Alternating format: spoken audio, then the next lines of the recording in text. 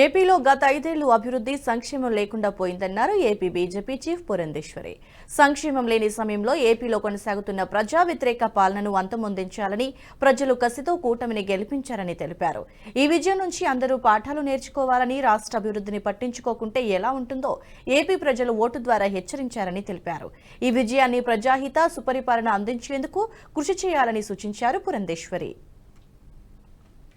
తెలుగు ప్రజలు గడిచిన 5 సంవత్సరాల కాలంలో వారు ఎదుర్కొన్నటువంటి సమస్యలు, ఒక విధ్వంసకర పాలన, విద్వేషపూరిత పాలన, కక్షపూరితమైనటువంటి పాలన ఎదుర్కొన్నటువంటి సందర్భంలో అభివృద్ధి అన్న పదానికి అసలు అర్థం లేకుండా పోయినటువంటి నేపథ్యంలో సంక్షేమం, నిజమైనటువంటి సంక్షేమం అన్నది ప్రజలు దూరమైనటువంటి సందర్భంలో విసిగి వేసారిపోయినటువంటి ప్రజలందరూ కూడా మనం ఊహించలేదు.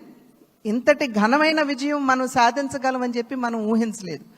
ఖచ్చితంగా అధికారంలోకి వస్తాము అనేటువంటి భావన ప్రతి ఒక్కరిలో ఉన్నప్పటికీ, ప్రతి నాయకుడికి వచ్చినటువంటి మెజారిటీని ఒక్కసారి మనం చూసినట్లయితే ప్రజలు ఒక కసితోటి ఎట్లాగైనా సరే ఈ యొక్క ప్రజా వ్యతిరేక పాలనకి అంతం పొందించాలి, జగన్మోహన్ రెడ్డి అనేటువంటి ఒక రాక్షసుడు ఎవరైతే పరిపాలిస్తున్నారో ఇంటికి పంపించాలి అనేటువంటి భావన ఏదైతే వారి మనసులో కరుడుగట్టి ఉన్నదో అది వారు బయటికి చెప్పకనే వారు ఓటు మాధ్యమంగా తెలిపినటువంటి నేపథ్యంలో వారందరికీ కూడా, తెలుగు ప్రజలందరికీ కూడా నా ధన్యవాదాలు నేను తెలియజేస్తున్నాను. ఒక పక్క అనూహ్యమైనటువంటి విజయం అని చెప్పి మనం అందరం చాలా సంతోషపడినప్పటికీ, రెండవ పక్కన మనం ఈ విజయం నుండి నేర్చుకోవాల్సినటువంటి పాఠాలు కూడా ఉన్నాయి అని చెప్పి గ్రహించవలసినటువంటి అవసరం ఉన్నది అని చెప్పి గట్టిగా విశ్వసిస్తున్నాను నేను.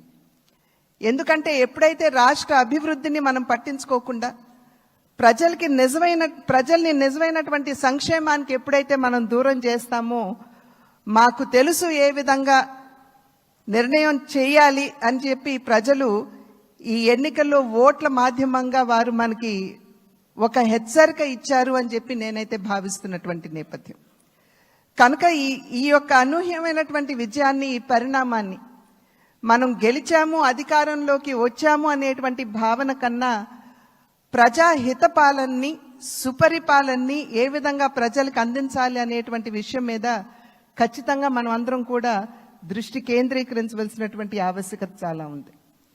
ఆ సందర్భంలో ఈ 3 పార్టీల యొక్క కలయిక, ఒక్కసారి 3 పార్టీల యొక్క ఆలోచన విధానాన్ని అదే విధంగా.